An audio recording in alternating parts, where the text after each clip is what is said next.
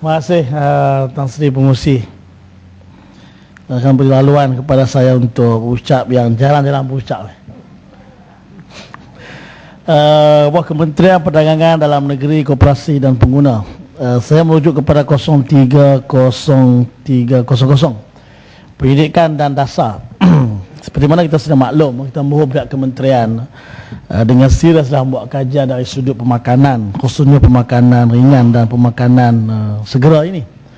Kalau pertamanya kesan kepada kesihatan rakyat, dan kalau ia sesuatu sekadar makanan ringan yang tidak ada protein, tidak ada manfaatnya, kita minta kementerian buat kajian secara menyeluruh dan maklum kepada rakyat supaya supaya rakyat tidak menjadi mangsa kepada kuasa membeli tadi ni, khususnya makan-makan ringan lah di kedai-kedai runcit anak-anak kita pada sekolah, di kantin-kantin sekolah.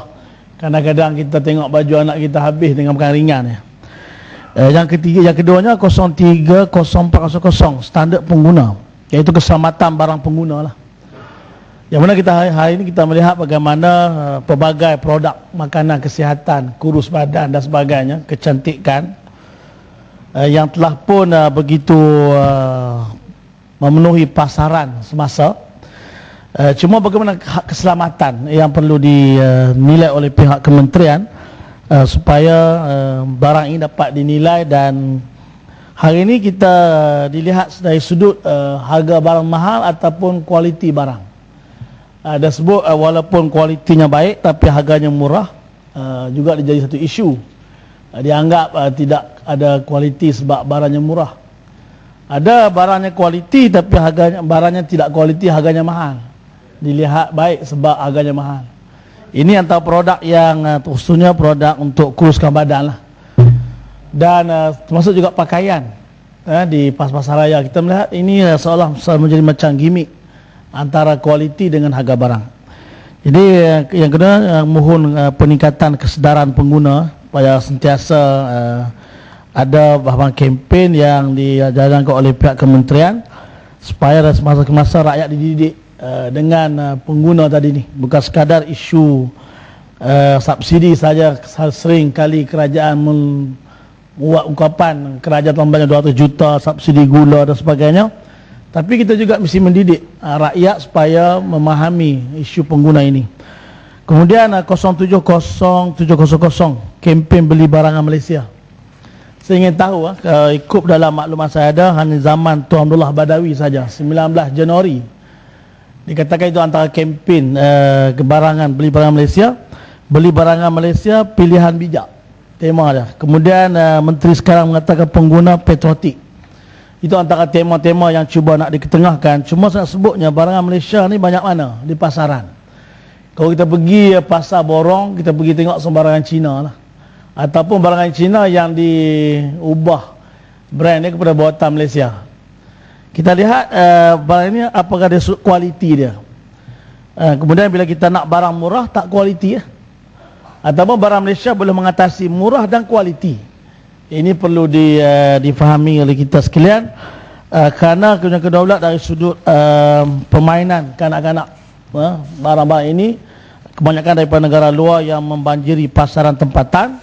Jadi di manakah barang buatan Malaysia yang kemana akhirnya kempen beli barangan Malaysia satu pilihan bijak.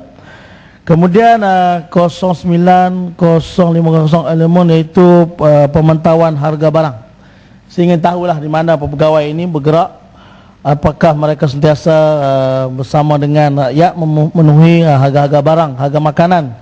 Ada restoran mamak khususnya tadi pasal seperti sebut bagaimana produk makanan tom yum yang menjadi begitu hangat diperkatakan pada hari ini. Kita melihat juga restoran mamak ni apakah kelebihan dia dengan restoran biasa yang fresh orange harga agak melambung tinggi, sedangkan kualitinya sama dengan restoran biasa. Apakah dia diberi layanan istimewa dan diletakkan harga yang begitu menarik mengatasi harga restoran lain. Ini harga barang, apakah dia mendapat lebih kualiti produk dia dibanding dengan restoran biasa. Ini juga ataupun menteri letakkan maklum berawam harga special. Restoran mamak harga special. Macam mana supaya kita ada harga patut yang kita perjuangkan selama ini. Kemudian dari sudut 030300 penyidikan dan dasar, saya nak sebut berkaitan dengan produk halal lah, supaya kementerian bertanggungjawab dari sudut pemakanan, alat-alat guna, kulit, yang pada hari ini yang agak menjadi satu isu lagi dipanggil subhah apabila tidak jelas kuantiti halal dengan haram ya. Sehinggalah ubat gigi dan shampoo dan sebagainya. Dan satu benda yang perlu dilihat, saya dipanggil seorang ustaz ubat gigi mukmin berkaitan dengan isu tulisan ya, bukan dari segi produk tu. Tulisan mukmin itu kalau dilihat dari segi bahasa Arabnya mim waw hamzah min nun, dia adalah kalimah Al-Quran. Dia cuba minta saya berucap dalam dewan tanya menteri tengok. Kalau sekarang MUK, MIN tak apa. Tapi mim hamzah, mim wa hamzah min nun itu adalah kalimah Al-Quran dari kalimah alif min nun, amanah. Minta kementerian bagi jawapan. Apakah sensitiviti itu tidak langsung dia ambil kira? Bila duduk dalam toilet, jatuh dalam toilet, melihat air, pijak oleh anak-anak, dia rasa agak sensitif lah kalau kalimah itu juga. Dia tak menafi dari segi produk itu, tapi tulisan itu perlu dia ambil kira.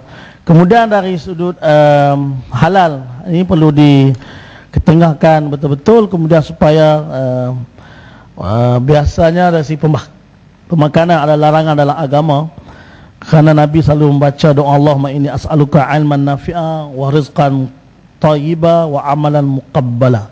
Maknanya dari segi memohon, hari-hari memohon rezeki yang baik, rezeki yang halal kan, rezeki yang halal, ilmu yang manfaat, amalan diterima.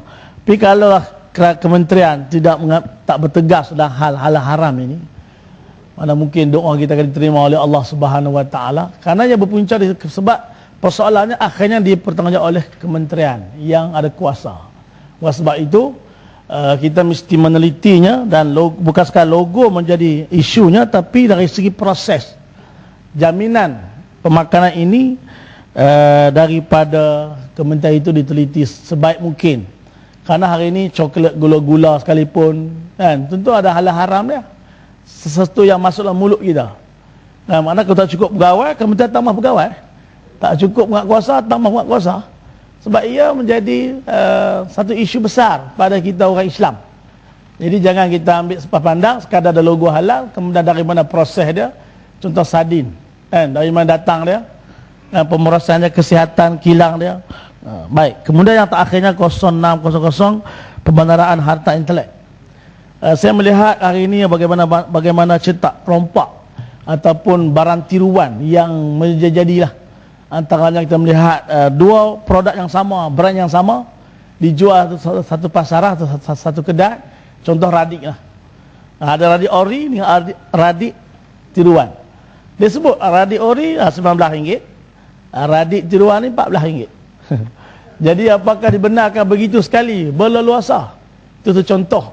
Apakah selepas ini ada pula tiruan makanan lain yang dianggap dibuat secara meniru brand yang boleh, brand yang baik, produk yang baik dihasilkan oleh Bumi Putra, kemudian ada orang yang tiru dan tidak ada cegahan, tidak ada larangan yang berlaku berleluasa negara kita. Jadi akhirnya pengguna menjadi mangsa. Pengguna terpaksa ambil yang murah, tidak dapat khasiat yang asal kerana semata-mata murah tapi nama yang sama. Ini contoh yang saya dapat kumpulkan. Ia mohon pihak kementerian supaya menjaga rakyat dan mengemaskinikan perjalanan kepenggunaan ini, dan supaya tidak tertipu dan rakyat dengan selesa dan selamat mengguna, dan kita katakan selamat untuk menggunakan negara kita. Mohon. Terima kasih.